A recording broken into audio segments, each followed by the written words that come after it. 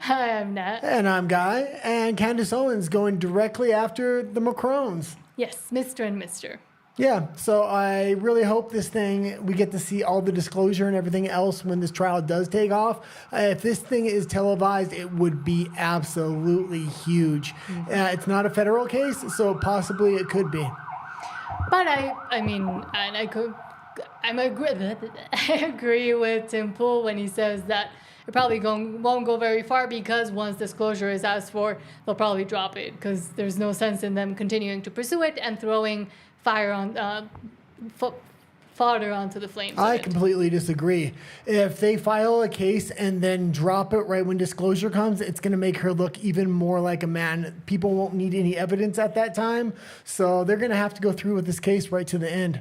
And Rava says, hello, Rava, thank you for being here. And right at the top, because I did it right at the bottom of my Spanish show because I forgot to say it, is that I'll do it because I'm a little bit better. We're going to start recording Monday, Wednesday, and Fridays so we can do interviews and Not recording. We're going to do lives on Mondays, Wednesdays, and Fridays. All our 3 lives will only go on Mondays, Wednesdays, and Fridays, probably same times. We were looking at changing this one to 6 Mexico City time. Okay, you don't need to give times, just it's good. But yes, we will do that to try to get out more edited videos as well, and interviews and on-street interviews and other stuff like that. And also tomorrow I will be probably on WDW Pro, so you can catch me on there at 12 p.m. Eastern time. And you'll find the link on our X account and on the community posts here. That's it. Okay, whenever you're ready. You're such a woman. You're the one that said you wanted to say it and interrupted me, so go ahead. I interrupted you. Sorry, woman. I interrupted you. From CTV, we shouldn't speak over women, apparently.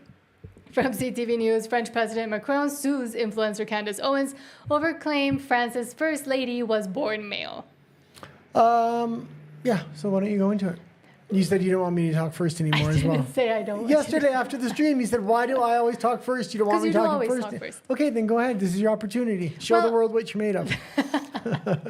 Spread your wings. You're not letting me talk. As I Fly said away.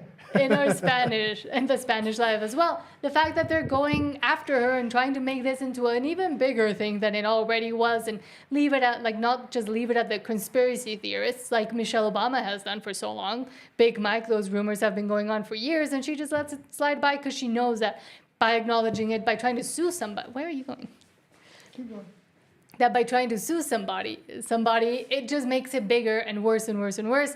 But at the same time, in the US, there's very specific statutes about how and who can sue each other. There's Times v. Sullivan, and there's other precedents saying that when it's two public figures, it gets pretty difficult to sue one another or to get over a lawsuit as well because of the fact that they have to be able to prove that, for example, Candace knew that Macron was in fact a woman, but she defamed her by saying that she's a man. Also in France, with the whole Olympic ceremony opening and everything they've done that's very pro inclusion and diversity in the alphabet community, the fact that they're now saying that being called a man constitutes defamation and that it's a bad thing, saying that someone might be trans, well, that just really shows the true colors of gender ideology and how they don't believe that being trans is all that good as they claim to do. Yeah, the United States has free speech, so as long as Candace Owens believes that Mr. or Mrs. Macron is actually a male, she's allowed to say it. So it's that simple. And also, I mean, Candace did this whole series called Becoming Brigitte. It's on her YouTube, where she goes into all of the things she's found and evidence she's found that kind of substantiate her claims. And the Macrons, instead, what they have tried to do is try to not give any evidence. They just lost the lawsuit that was put forth in France against 2 other journalists, and the court actually ruled that the journalists were in the right. So. Actually, Candace Owens has quite a good case here. The Macrons have filed false allegations against Candace Owens in their defamation lawsuit. Candace Owens went over it today. They're claiming she said and did things that she never did. There's about 8 points there. So it's going to be very interesting if she does a counter defamation case. That way they can't drop the case. Do you want to see the Candace Owens counter to them? Where's my headphones? Okay, you can play it. Hold on. You were born a man and you will die a man. That's the point I'm making. So give us a sample. I'll send my doctors to take your blood. Figure it out real quick, however you want to go about this. Hey, how about just giving us some pictures again of you growing up, raising your children? That would be fine. For whatever reason, to phone, by the way, like I said, we'll get to the bottom of it, right? That is what Discovery is for. I'm going to ask a lot of questions. You're probably hoping, this will go away, and at least we'll say we sued her. We'll say we went after her. She'll probably file for this to get dismissed. I'd like to make it to Discovery. I think that we owe that to the world. Anyways, you guys, we are revolting against this. We're revolting against the perverts that run the world. And I want to be very clear here. I count you among them. I think you're sick. I think you're disgusting. And I am fully prepared to take on this battle on behalf of the entire world. Okay? That's what I'm going to say. On behalf of the entire world, I will see you in court. Yeah, and this is great. They've bullied journalists and people that have written books for years about this particular situation when they did have hard evidence, rather than addressing the allegations straightforward, which Candace gave them an opportunity to do through their lawyer on multiple occasions. They chose not to address the allegations, neither with Candace or the journalist before her. A lot of these journalists mysteriously went missing as well. So. Yes, there's been a lot of iffy things happening even around the case that they've tried to, keep quiet as well. And it is very interesting when you look into the paintings that they have in the equivalent of the White House. Let's not go too far into it. But I'm just saying, watch Candace's Owens. I highly recommend watching Candace's Owens Becoming Brigitte if you want to see the city details of this entire thing. Yes, go watch Candace's. Moving well, on. if you try, especially even when Candace tries to explain that point, it gets diluted. Yes. But it is very interesting. And Benny Johnson, and speaking of other disgusting people, Benny Johnson says Russia hid Clinton health issues. DNI Tulsi Gabbard's recent declassification exposes Russia had a stash of damaging details about Hillary Clinton that could have ended her campaign. Insider reports that she was using strong sedatives due to worsening mental health. Documents revealed serious medical problems like chronic fatigue and heart issues, secret meetings with religious groups where Clinton reportedly promised big State Department grants for support. Party insiders admitted EU allies saw her as unfit and quietly hoped she'd lose. Obama and party leaders found her health extraordinarily alarming. And let's just go into this for a minute. The reason why this is so important, Hillary Clinton specifically and Barack Obama are claiming the Russians helped out Trump if they wanted to help out Trump, and they had the secret stash of documents, which has now been revealed that they was in their possession, they would have released them. And they didn't, so that shows that if they helped out anybody, they helped out Hillary Clinton. That being said, I'm not so confident they're going to go forward with prosecutions. She's saying she's got these documents. She's releasing the documents to now the FBI and the State Department, and it's up to them to prosecute. All of their ducks should have been in a row, and charges should have already been laid. And he also says Obama pushed the hoax that Russia was helping Trump and targeting Hillary, yet they sat on explosive intel that could have sunk her campaign. And I think more and more stuff is going to come out of this. But once again, as Simple was saying, it is interesting that there's one side saying the whole Trump-Epstein connection and trying to do something out of that. And then there's the other side saying that Obama and a bunch of the Democrats were essentially almost or basically committing treason. So it's interesting the fights that are happening right now amongst the political elite of the U.S. Oh, yeah. Because there's implications worldwide for all of this. It's not just the U.S. that's should care about Well, it. there's nothing going on right now, in my opinion, unless they start actually pressing charges, just like with the Epstein case. They keep saying they're doing this, they're doing this, they're doing this. And now with this whole Barack Obama scandal, we got the documents, here's the documents, be angry. They're enraging the people, and they're not actually taking action. So as soon as something happens, then we'll follow up. Until that happens, I'm not going to believe anything they say at this point. Yeah, I just saw a giant thunder go right, like lightning and thunder right behind you. The gods are angry. Yeah, I'm getting less and less confident they're actually going to do anything. On either side or on this? On either case. Okay, let's keep going here. So from Disclosed TV, UN International Court of Justice rules that climate change is an existential universal risk to all nations. unequivocally caused by human activities, and member states have a duty to prevent it. Not surprising, but... The risk of significant harm to the climate system is indisputably established. Climate change poses a quintessentially universal risk to all states. This risk is of a general and urgent character, requiring the identification of a corresponding general standard of conduct to be applied subject to the principle of common but differentiated responsibility and respective capabilities. Under these circumstances, the Court recognizes that the standard of due diligence for preventing significant harm to the climate system is stringent.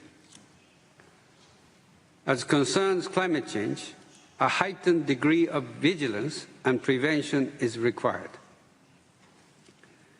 The Court concludes that the duty of states to prevent significant environmental harm applies in the context of climate change, and that this duty forms part of the most directly relevant applicable law. So they're trying to enforce law and saying it's absolutely every state's duty to basically strip freedoms. And we showed the court case in the UK the other day where they were trying to say you can have one mouthful of meat a day or 2 meat-free meals, which is absolutely crazy with their equation they did on the population, basically how much carbon they had to cut down. They divided it between each individual citizen, and they said these should be your credits going forward. It was absolutely insane. And I mean, they keep trying to do it via every angle they can. First, climate change is racist, then climate change is sexist because it affects women in an undue way that it doesn't affect men somehow. Then this is climate change, this is how we have to solve it. Oh no, that didn't work, so now we have to do this. We have to waste more money on all of these green energy policies that have been proven not to work. And I think they're going to continue to push and continue to make a bigger push on all of these 2- and 3-letter agencies saying... I see it in a different way. They had set up this economy, this green economy, this carbon tax economy. Mark Carney was the architect of this. And when you really look into it, what was happening is that's how they were going to push the new economy forward through all these nations with digital currency, digital IDs, and carbon tax, individual credits for clothes, food, and every basic necessity. This whole thing is falling apart due to Trump. They think they're going to just keep pushing this thing forward, even though nobody's listening to them no more, hoping that when Trump is out of office, that all these things that they quietly did while he was in, they're going to actually implement into actual enacting it through law then. Yes, and in other news, women trying to get more than what they deserve, as always. From the New York Post, WNBA players bracing for work stoppage with pivotal meeting looming. Does anybody care? Will anybody notice? Probably not. That one I can't keep reading. Hold on. Yeah, it won't let me keep reading. Yeah, so they're talking about a possible strike in the WNBA. This has never been a profitable league. Caitlin Clark is a rookie now. This is the first time they're actually getting a little bit of traction, at least with that one team. And as soon as they're getting a little bit of traction, they're still not profitable. They want to go on strike. This is absolutely insane. I would play extreme hardball if I were the owners of the league or the owners of the team. Say you can have a 51% profit share, or you can each individually negotiate your contracts separately. What does that mean? If they were to get a profit share, that means they would actually pay the owners $18,000 a year, I believe it is. Mm-hmm. And that being said, most players make more off the court if it was a profitable league through sponsorships than they would on the court. In this particular league, barely any women are actually sponsored because it's not profitable for companies to sponsor WNBA players. Other women's sports are profitable, so. And I mean, is it really that hard to tell them that nobody's watching them and that's the reason why they don't get paid what they think they're owed, because they don't generate the revenue that their counterpart in the male, because women don't care about it and men don't care about it either. So it's just very easw to explain, but they don't seem to want to acknowledge the fact that that's the reason why they're not getting paid. What's the? But Well, nobody cares about the WNBA or women playing basketball. they do. Who cares? College women's basketball is actually very popular and it has good ratings. It's just the WNBA that has bad ratings. So this is kind of one of the points I wanted to bring up tonight was people will watch female basketball in college. For some reason, they just don't like the WNBA, and that reason is politics. They're constantly shoving politics in this thing. Well, college women's basketball is somewhat mainly non-political. They're kind of indoctrinated into college, but forced to leave politics out of it. And as soon as they get into the WNBA, that politics becomes very relevant with those players, I think. Okay. Another ridiculous story that keeps bouncing around apparently like a basketball is Gilmar Abrego Garcia, who's now apparently being really released after he was detained from Benny Johnson. Federal judge orders the release of MS-13 bad person Gilmar Abrego Garcia and blocks ICE from re-detaining him. Okay, let's go into this thing. A major update in the case of the Maryland man, Gilmar Abrego Garcia. He's the illegal migrant sent to the maximum security prison in El Salvador for a while and later returned to the U.S. to face human trafficking charges.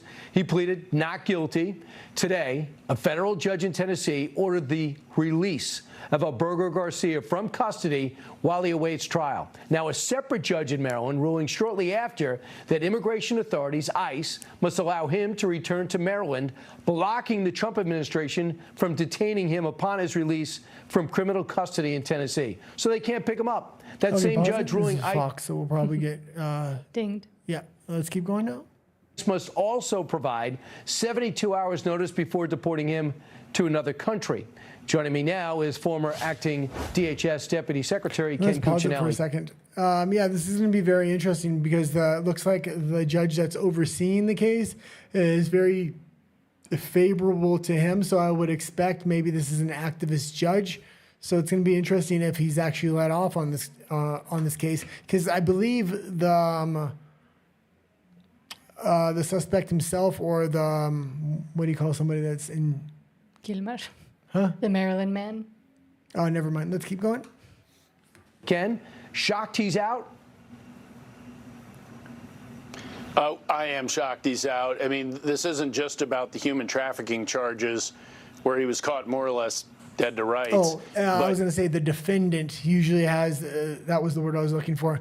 The defendant has the rights to go between a jury trial or a judge trial. If he knows he already has an activist judge that's in his favor, I'm going to guess he's going to want to go to a judge trial here. But at the same time, they're returning him to Maryland, and his wife was almost kind of forced to say that this was not fair after she had said before that he didn't treat her very well. Let's just put it that way. The full context of this guy's rap sheet isn't somebody you would let out easily. I mean, you're supposed to judge a flight risk. I can hardly think of a more likely flight risk, and yet this judge lets him walk. And of course, within minutes, the Maryland judge, Obama appointee, puts an immigration order in place to try to block ICE from doing their job. This is essentially using a criminal proceeding to block immigration enforcement, and there's nothing in the law that allows that. The federal government can do both of those things at the same time. I mean, they can criminally prosecute him and they can process him or remove him on an immigration basis at the same time. But these judges are trying to stand in the way of that. Right, just Okay, keep in this mind. is going to be interesting if this stands. They're trying to set a precedent with this case of telling ICE what they can and cannot do. So if they don't take a hard line here, Trump and the ICE agents, they're going to continue to do this for thousands of cases across the United States. And it is clear they want to make him kind of the poster boy still, even after they essentially ended up with egg in their face the first time they tried to go down to El Salvador and have martinis with him, or margaritas. I don't know what drink they were having. But it'll continue to be obvious, and the truth will eventually, hopefully, continue to come out that he was involved in this and that he is guilty no matter how many times you want to release him, and maybe even endanger his wife or his ex-wife or his kids or anybody else that comes across him. Well, that's the issue. He hasn't been found guilty yet, so they do have to treat him with a certain level of guilty before innocence. That being said, he is illegal in the country, so you're in a catch-22 here. What are they going to do? We're going to have to see. Innocence before guilt. Okay, let's go into the next story here. From Mark Nixon, breaking 187 candidates confirmed in by-election, Battle River Crowfoot in Alberta. And there's still 5 days to go to this election, and they're trying. This is the largest ballot in Canadian history. It worked once. Now this is the second time they're trying to do this. There's 5 days to go. It's expected to get up to around 200 people on this ballot. And they look like the ridiculous ballots that we had recently here in Mexico during the judicial elections, where people obviously have no idea what they're doing. But searching for, if you want to vote for Pierre Poilievre, who is, he's just trying to get his seat back. If you try to vote for him, the Conservative Party leader, I'm pretty sure you can find him. But at the same time, how many people actually know what's going on and why it's so long, and even understand what's going on with this electoral process? Yeah, it's going to be interesting to see what kind of happens in this election here. I'm sure they're going to try to do it again until the government's going to have to step in and make some kind of law to stop this ballot overstuffing of names actually happening. And it's very obvious, Oh yeah. That's what annoys me. It's clearly an activist move, but something good from the U.S. From Tribalism in Politics says RFK Jr. just removed thimerosal from all U.S. flu shots. Every other childhood vaccine dropped it over 20 years ago for safety, yet flu shots kept it for reasons no one can explain. In that time, countless kids and pregnant women may have been harmed. Do you want me to read through it? I'm trying. Okay, it seems like we're a little bit off on our timing today because she asked me to let her talk first after she reads the articles. That's what I've been trying to do all day, and it just seems like it's not working. Well, because I'm used to you. So should I keep interjecting? I usually interject right after the article, and I like that method. I've been trying to let you talk like you said you wanted to. Okay, you go. Okay, I can't remember what you said now. Read the article again. That RFK Jr. just removed thimerosal from all U.S. flu shots. It was removed from all other jabs. Okay, yeah, so this is ago. very good. He's going pretty hard after different jibby jabs, things of this nature. When he first got him, we didn't know if he was going to actually go after him. It seemed like he was kind of shying away from it and going after red food dye. Now he's going directly after him, one after another after another. Hopefully Pam Bondi and the Department of Justice actually back him up, because when it came to fluoride in the water, she's completely going against the huge victory RFK actually had. Pam Bondi needs to maybe find the door in this administration. Hold on. And to continue with this one, but the truth about thimerosal in jibby jabs is confusing. No one seems to be able to explain why it stayed in them for so long, even though mercury is being considered a neurotoxin for decades, and they'll even tell you when you're pregnant, don't eat fish because it may have mercury. It was removed from childhood jibby jabs around 2000, and while there's no confirmed link to chronic illness or autism, peer-reviewed studies have shown correlation. At the very least, we deserve real studies to finally answer what we've been jabbing our kids with. But the bigger question is... we have to remember, they also don't want to do these studies, and they did have a set of studies that RFK recently released that were being hidden and were buried. So anytime they do have studies, they don't release them that show negative impacts. And for the most part, they don't want to do in-depth research studies that may contradict what these jibby jabs are actually doing. Mm-hmm. But at least under RFK Jr., there has been, I would say, a slight expanse of the way they're doing research and the types of research they're now willing to even do, which had been blocked for years and years and years, while the childhood jibby jab schedule had been expanding to about 70-something before they reach age 7. Yeah, and they are trying to create a national registry for children with autism so they can begin to study them, see their vaccine history and things of this nature. Their jibby jab history. Okay, let's keep going. Craziness in the UK. So another child punished for wearing a union flag on Culture Day.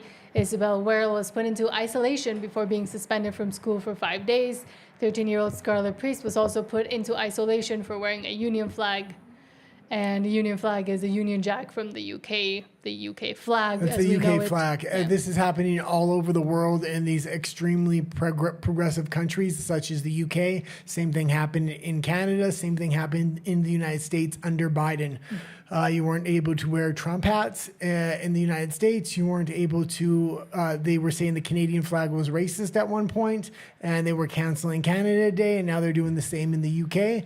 I just wanted to bring this particular case up because this is the first time I've seen them kind of spitting on their own flag in the UK. They've done that a lot. But Ormiston Sandwell Community Academy in Oldbury, West Midlands is the school where multiple children were punished for wearing a Union flag.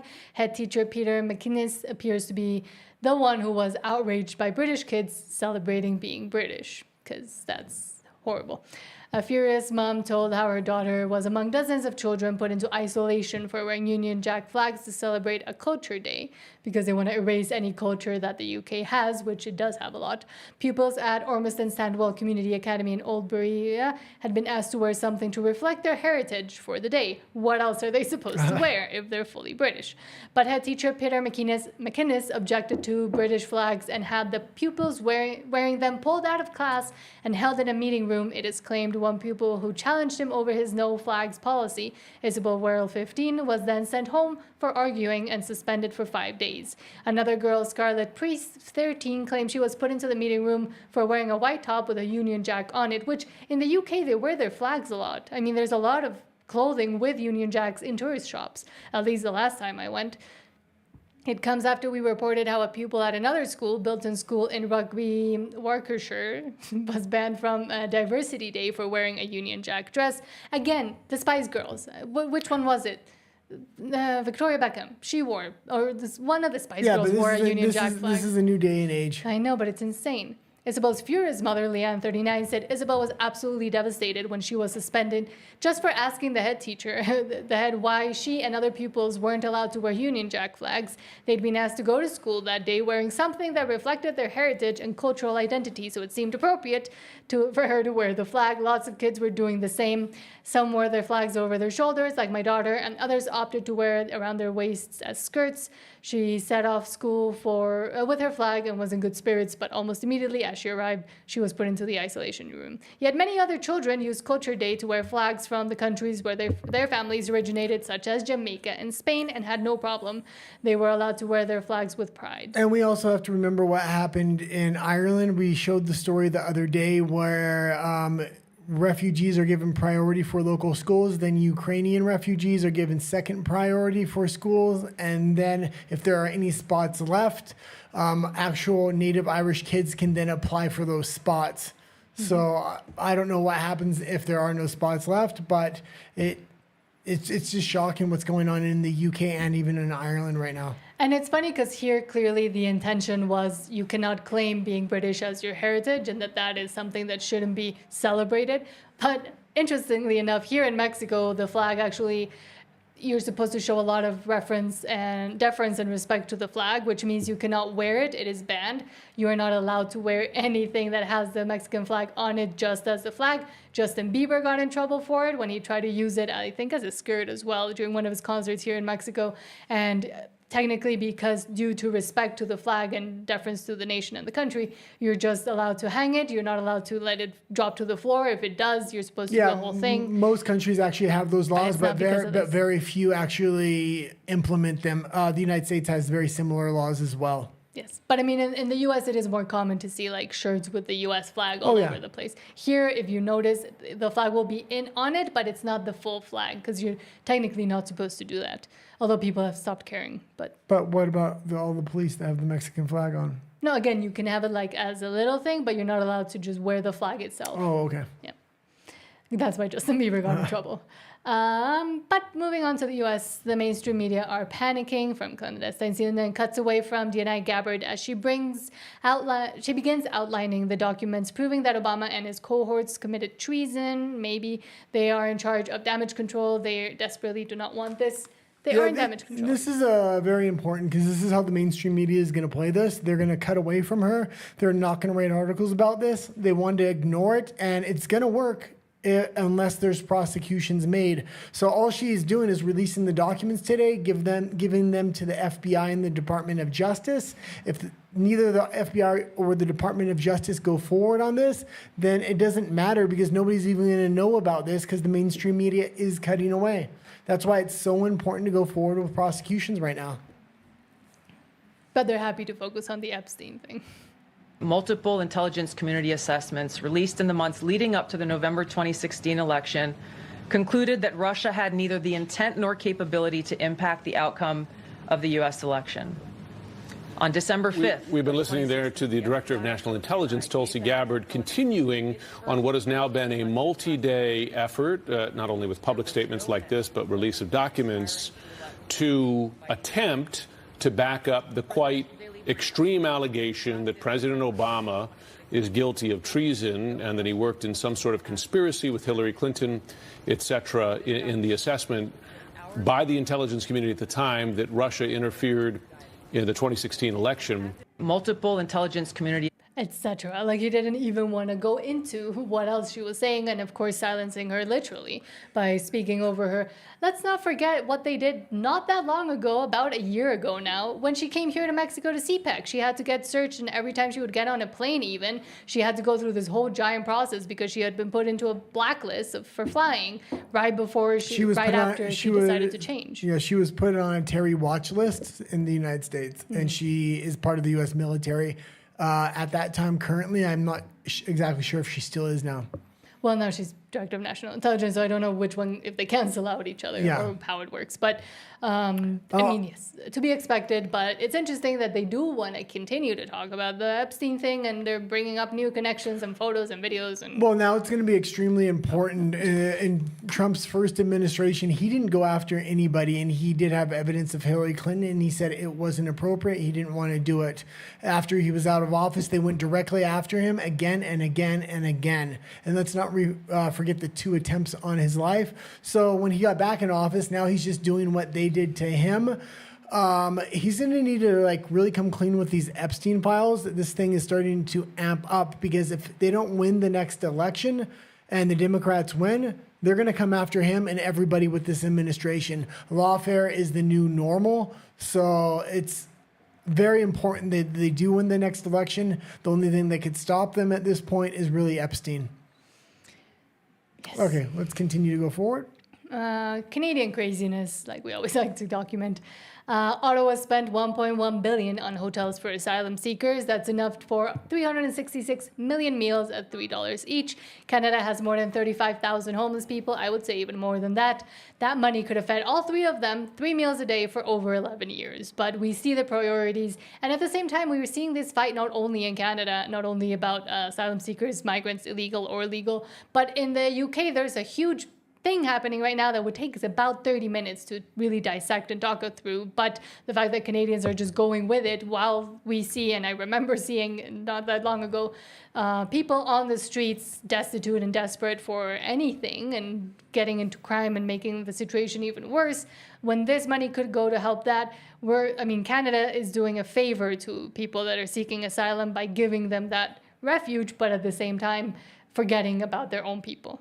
Yeah, you just have to understand that the people with money that can make the economy really tick are fleeing the country right now, and they're trying to replace them one for one, much like the UK is, and they're saying, oh, 1 for 1, nothing, it won't matter, the economy will continue to grow as long as we can keep replacing them with asylum seekers, and that's not true, because the amount of tax revenue coming from the upper class really is what makes the middle class and the entire economy tick.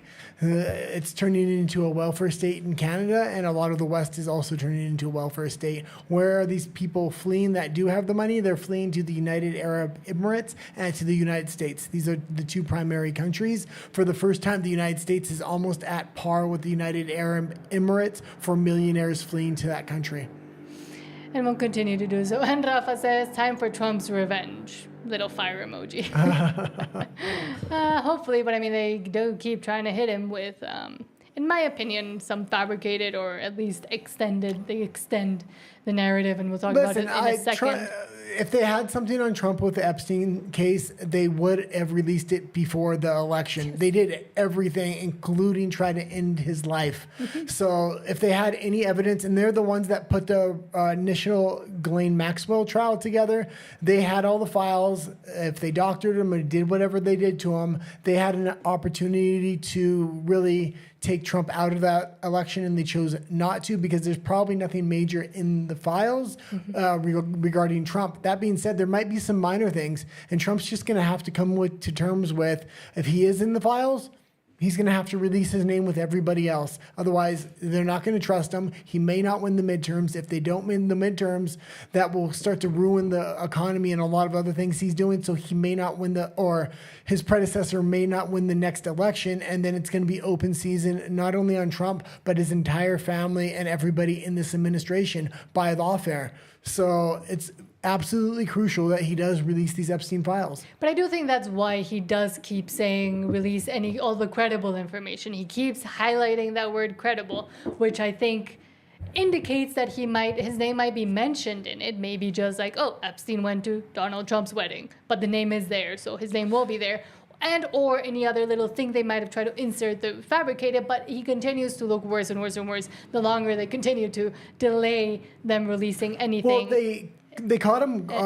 They caught him cold with his health issues, the makeup on his hand, the swollen feet. He had a checkup with the doctor, and he did have some health concerns, but he just came out and was honest with it, and he said exactly what it was, and the entire thing went away. So he's going. If they release all the files, there's going to be so much fireworks there from the big names that are on that list. If Epstein was trying to get close to Trump, I don't think he did so, and it got really close to him. So he's just going to have to come to terms with. He's probably in the files. Yes.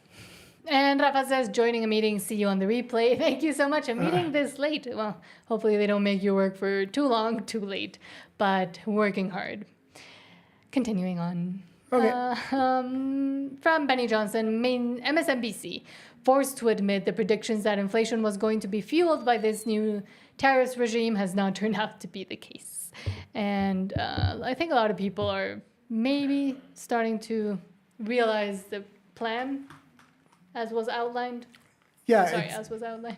It's working, and traditional economists, it's not working out like they thought it was going to work out. So all their predictions are kind of not coming true. They're trying to stick by them at this point. And as more and more tariff deals come in, like with Japan, the economy is only going to get stronger and stronger. There are a huge influx of millionaires, billionaires coming into the United States right now like never before. These people are investing their money and making roots within the United States. Plus you have businesses in the private sector, as each tariff deal comes in, literally investing billions of dollars. Supposedly the Japanese are now investing $550 billion in the United States economy based upon their tariff deal. The worst predictions that inflation was going to be fueled by this new tariffs regime have not turned out to be the case so far. Are you confident that even as new tariffs go into place on August 1st, on August 12th, that there will not be an effect that Americans are going to see when they try to buy a car or Christmas goods or toys or dolls or anything else? Well, I think what we've seen so far is...